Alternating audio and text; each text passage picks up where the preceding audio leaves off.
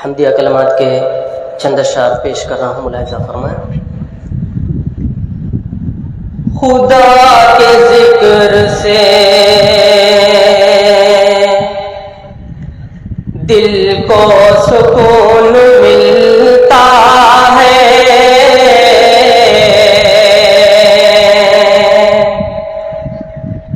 उसी के हुक्म से सारा निजाम चलता है।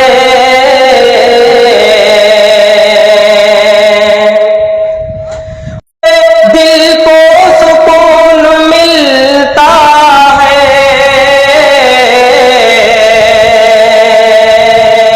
उसी के हुक्म से सारा निजाम चलता है उसकी जात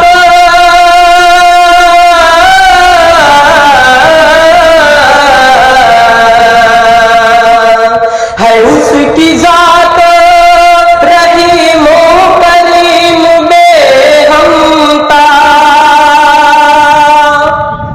है, उसकी जात रहीम करीम बेहमता।